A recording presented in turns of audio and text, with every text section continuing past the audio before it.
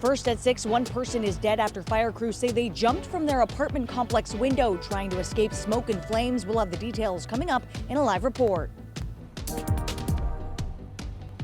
And the funeral home director charged with scamming his customers out of hundreds of thousands of dollars worth of prepaid funeral plans is back in court today. I'm Glenn Kittle. We'll tell you more about that case in just a few minutes from now. 6 o'clock, good morning and happy Tuesday. As you just saw, there's a lot going on today, so we're glad you're checking in with us here at Fox 61. America Arias. And I am Bridget Piorla. Hope your morning's off to a great start. And if you liked yesterday's weather, you're going to really like today because we're going to crank it up a little bit. And we're going to feel more like summer, right, Rachel? Oh, another top 10 day around here, that's for sure. Temperatures didn't quite make 80 degrees yesterday afternoon, just shy of it in spots. So a near average June day yesterday, but it was certainly top 10. Today is going to be another warm one. Humidity stays in check, and we have numbers that'll move into the low 80s. In the meantime, this morning it is nice and comfortable at 57 degrees currently in Hartford. The sun coming up here, and it is shining nice and bright on a mostly clear sky with winds out of the south around 7 miles per hour. Elsewhere, 52 in Torrington, 57 in Waterbury now. Numbers now in Norwich around 53, in Putnam 54 degrees. Going to the bus stop this morning, or even just planning maybe a golf day with your friends. Temperatures will be around 64 degrees at 8 a.m. We're going to warm up quickly at 73 at 10 a.m. into the upper 70s to near 80 degrees by noontime. Numbers topping out in the low to mid 80s. So we are seeing our highs today around 85 in Hartford, 79 degrees in New Haven, 77 along the shoreline in spots like in Niantic, and around 76 towards the casinos. Up towards the Hilltown communities of northwestern Connecticut, we're looking at 82 in Torrington, Sharon at 82 as well.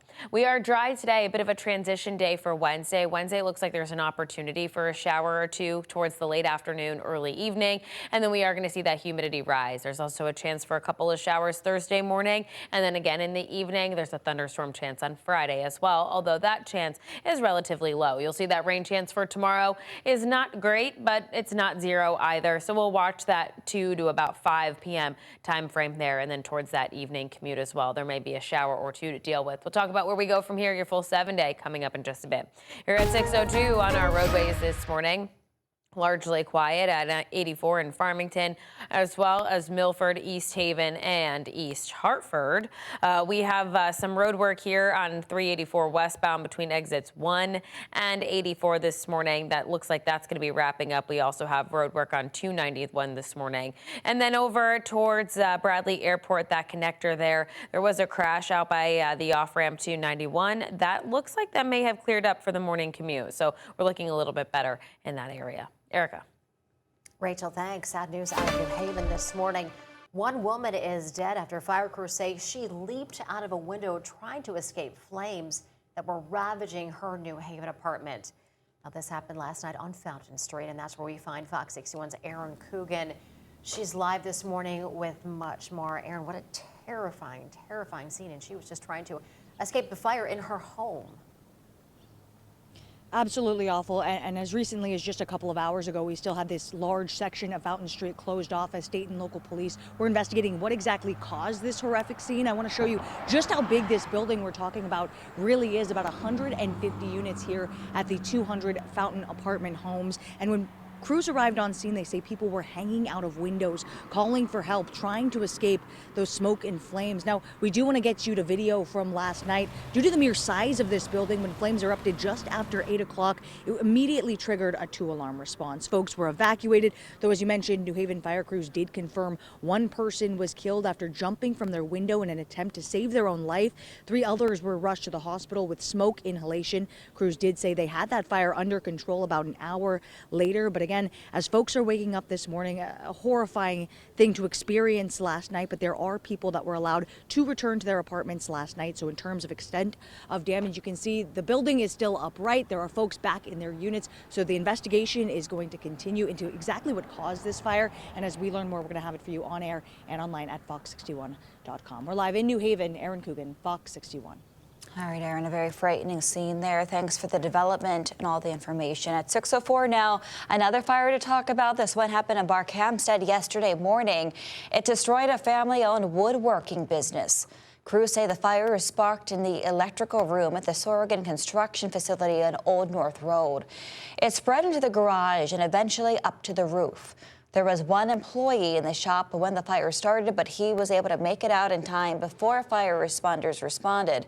More than a dozen local departments got there, and crews had to navigate the tons of kindling and chemicals inside the shop. There's a lot of wood, a lot of paint and chemicals, finishing chemicals and stuff like that inside, so some special hazards that we had to look out for.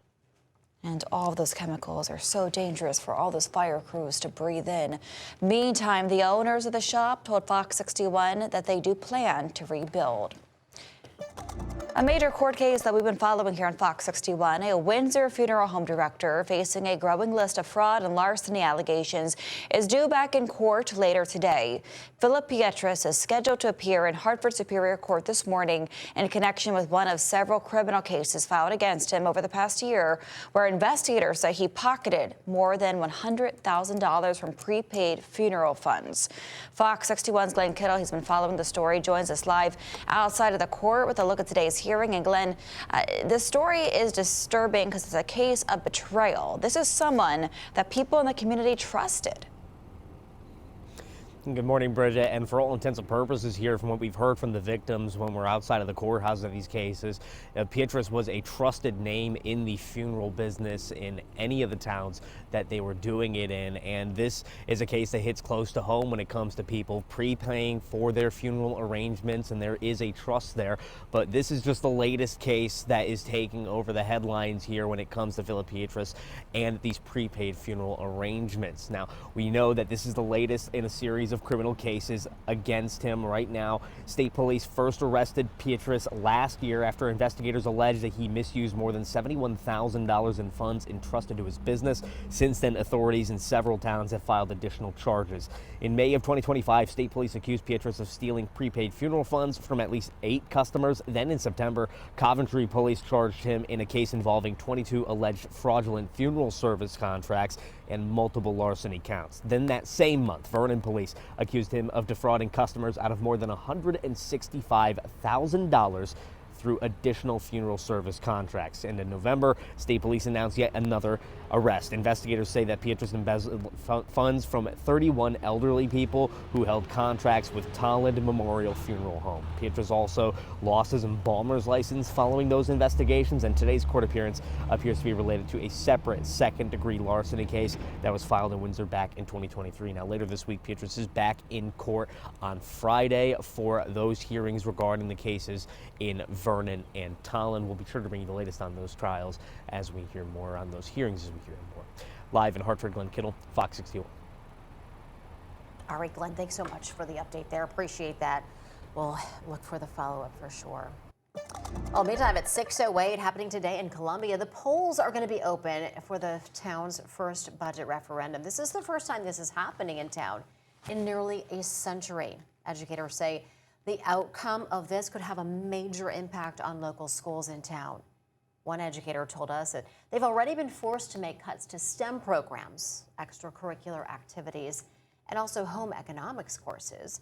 She also says the district even moved to a pay-to-play model for school sports. June 9th is our next referendum where the community can get out and vote.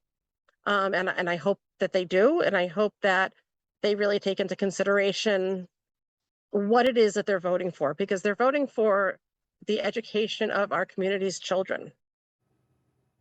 Now, Bacon says schools need this budget to pass before any other cuts take place. The polls are open today from noon to 8 p.m. at Yeoman's Hall. 6:09 now, and concerns over the safety of online dating are growing after a Burlington man was charged with assault. Police say the man met women through the dating app Bumble, and on at least 2 different occasions, police say the dates took a violent turn. Fox 61's Kate Pattyfoot spoke with people who said caution is key when it comes to dating online.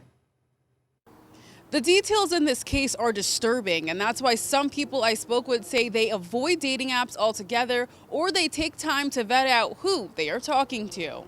Back in March, state police were called to Clare Hill Road in Burlington for a report of a woman's suspicious death on March 30th. Cole Werhan, a 28-year-old man, was the only other person there, and during the investigation, his phone was taken as evidence. But he has not been charged with her death. According to police, text messages on Warehand's phone led to an arrest for disorderly conduct. He's accused of assaulting and threatening a 23-year-old woman while she was at his house in December. The more police went through his phone, they found messages where that same woman repeatedly said he disrespected her when they dated. She told police they met on Bumble and that she stayed at his house for 3 days. She claims he threw things at her and yelled in her face. This was not the first time. In November, police say he matched with a girl on the same dating app, Bumble, and she says he threw things at her, yelled at her, slapped her, and threatened to kill her. After telling her to leave, he then blocked her from leaving his bedroom. It's incidents like these that make people wary about online dating.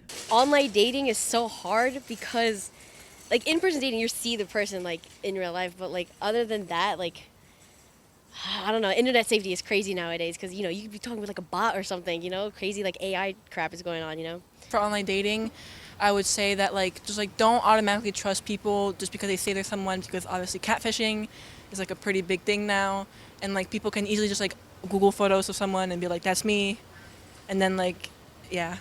This is an active and ongoing investigation. In Hartford, Kate Pattyfoot, Fox 61. 6-11. It was a tough night for New York Knicks fans as the team lost a close one in Game 3 of the NBA Finals.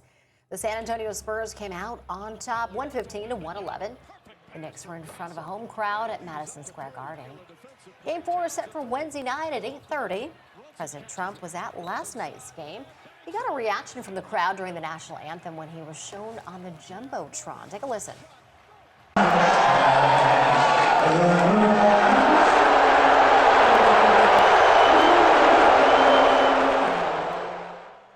So a lot of people say those were boos, but the president had a different take on what happened. I thought it was amazing, actually. You mean when they had the camera on me? I thought it was very good, yeah. It was certainly amazing. It was. I think mostly cheers. It was loud and it was very enthusiastic.